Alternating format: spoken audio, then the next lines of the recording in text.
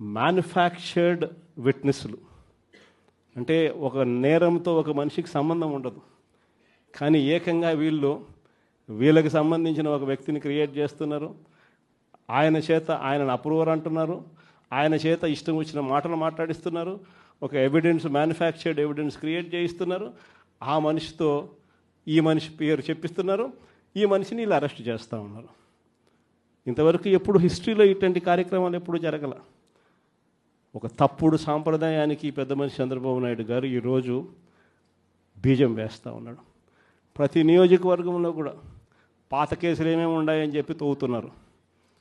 ఆయన పాత కేసులలో ఇప్పుడు మన ఎమ్మెల్యే క్యాండిడేట్లను ఎలా ఇరికించాలి అని చెప్పి, ఆ కేసుల్లో ఎలా ఇరికించాలి అని చెప్పి ఇప్పుడు చూస్తూ ఉన్నారు.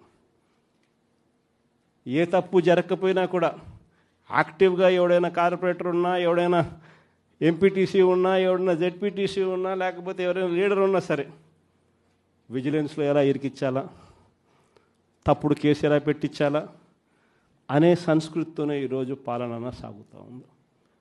నేను ఒకటి చెప్తా ఉన్నా, ఈరోజు కష్టంలో ఉన్న వైఎస్ఆర్సీపీ అన్నదమ్ములు నేను ఈరోజు చూస్తూ ఉన్నా. నేను మీ అందరికీ ఒకటే చెప్తా ఉన్నా, మీ అన్నగా, మీ తమ్ముడిగా, మీ బిడ్డగా ఒకటి చెప్తా ఉన్నా. నెక్స్ట్ వచ్చే జగన్ 2.0లో పరిస్థితి ఈ మాదిరిగా ఉండదు. ఈరోజు ప్రతి కార్యకర్త కష్టాన్ని చూస్తూ ఉన్నా కాబట్టి చెప్తా ఉన్నా.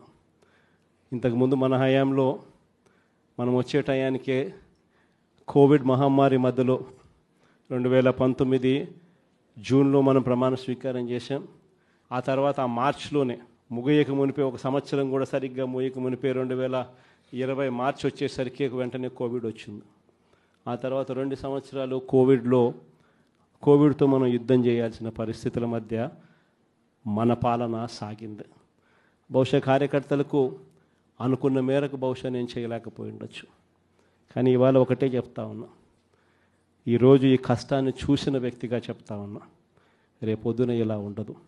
రేపొద్దున జరిగే ప్రతి విషయంలోనూ వైఎస్ఆర్సీపీకి కార్యకర్తే నెంబర్ 1గా ఉంటాడని మాత్రం ఖచ్చితంగా చెప్తా ఉన్నా.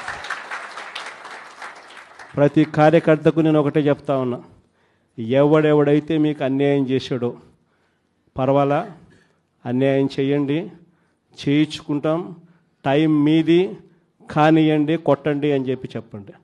ఆడు ఎవడు ఏం చేస్తా ఉన్నాడో పేరు రాసుకోండి. రెడ్ బుక్ అని నేను చెప్పను, కానీ పేరైతే రాసుకోండి. మీరు ఏ బుక్లో రాసుకున్నా పర్వాలా, పేరైతే మీరు రాసుకోండి. దాని తర్వాత మాత్రం అన్యాయం చేసినోనికి సినిమా మాత్రం మనం చూపిస్తామని చెప్తాను. ఆ మనిషి రిటైర్డ్ అయి ఉన్నా కూడా లాక్కొని వస్తా, ఆ మనిషి దేశం ఇరిచిపెట్టిపోయినా లాక్కొని వస్తా. ఎవరిని వదిలిపెట్టేది ఉండదు. ఒక్కొక్కడికి మాత్రం సినిమా మాత్రం ఎలా చూపించానో అలా చూపిస్తామని మాత్రం చెప్తాను. ఖచ్చితంగా ఏదైతే నాటుతున్నారో, ఏదైతే ఇత్తుతున్నారో, ఇది రెండింతలు వీళ్ళకు పండే కార్యక్రమం కూడా జరుగుతుందని మాత్రం ప్రతి కార్యకర్తకు గట్టిగా చెప్పండి.